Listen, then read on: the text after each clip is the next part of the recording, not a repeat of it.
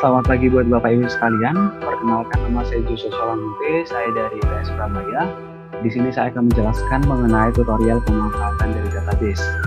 Nah, maksud dari database di sini adalah kumpulan data perusahaan yang telah kami sediakan Bapak Ibu, yang berisi informasi-informasi perusahaan sehingga Bapak Ibu bisa menargetkan ataupun menjadikan perusahaan-perusahaan tersebut sebagai mitra ataupun target pembeli dari produk Bapak Ibu sekalian.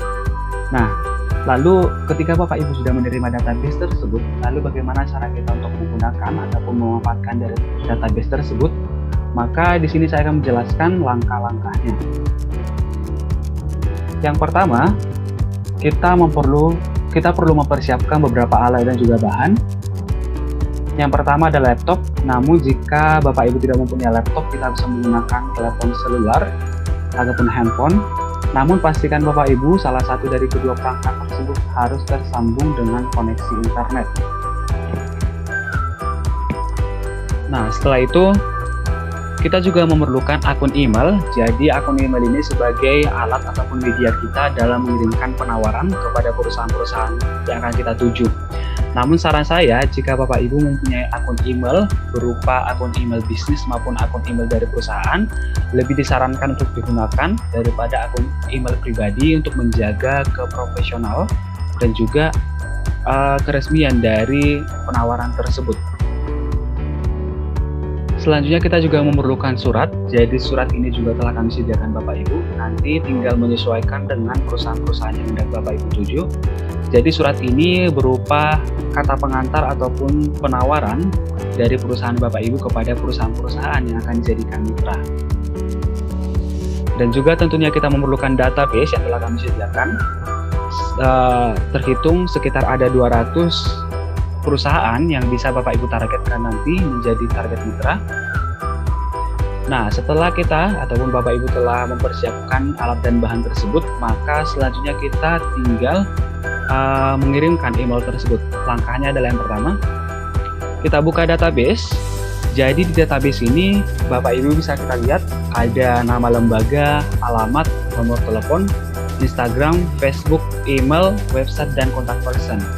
Namun, kami merekomendasikan untuk menggunakan email saja sehingga lebih terlihat resmi dan juga lebih terlihat profesional. Jadi Bapak Ibu jangan lupa mengingat email dari perusahaan yang hendak kita tuju atau bisa menuliskan di lembar kertas sebelum kita mengirimkan email. Nah, setelah itu kita buka browser, baik itu Google Chrome, Mozilla Firefox, Opera, dan lain-lain.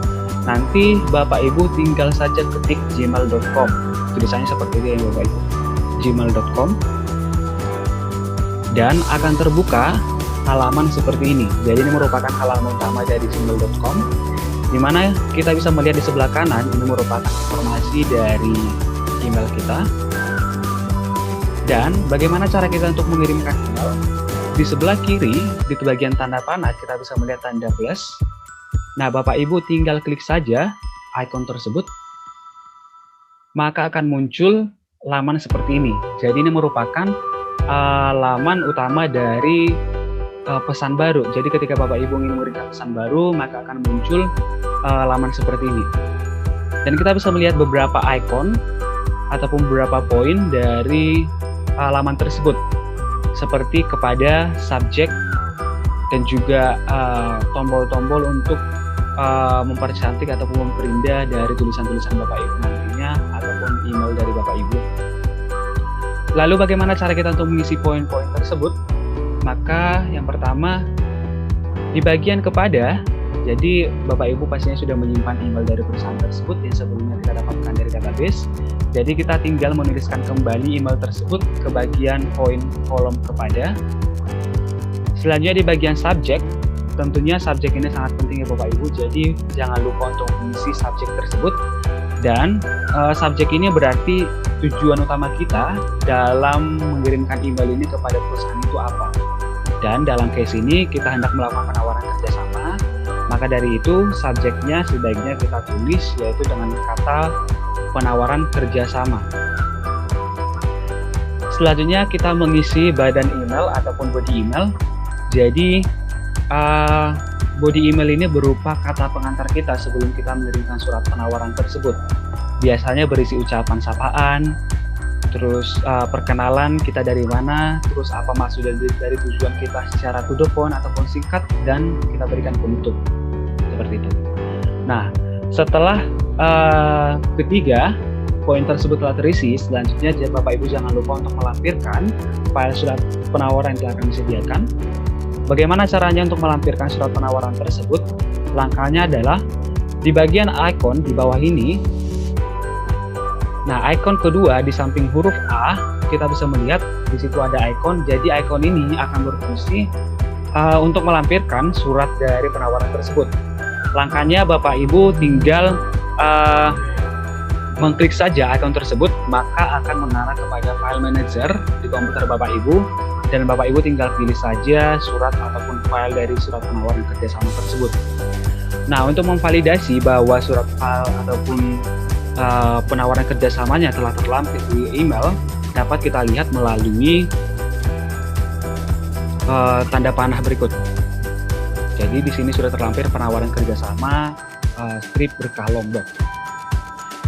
Nah, sebelum Bapak Ibu mengirimkan email tersebut, pastikan Bapak Ibu sudah mereview kembali satu persatu poin tersebut dan cek jika ada kesalahan untuk diperbaiki. Namun jika semua sudah baik ataupun sudah pas, kita tinggal klik tombol kirim saja. Nah, setelah ini akan muncul notif bahwa pesan Bapak Ibu telah terkirim ke perusahaan. Informasi penting juga Bapak Ibu dapat mengirimkan email kepada perusahaan dalam waktu jam 9 ataupun jam 10 pagi, karena pada jam segini adalah waktu mulai kerja kantor dan juga waktu para pekerja kantor mengecek email, baik itu mengenai promosi yang disampaikan kepada perusahaan, surat penawaran, dan juga lainnya. Lalu bagaimana jika di database tidak ada email? Ada juga opsi Instagram, WhatsApp, Facebook, website, dan juga contact person dan lain-lainnya. Namun di sini saya akan menjelaskan mengenai alternatif lain selain email, yaitu WhatsApp.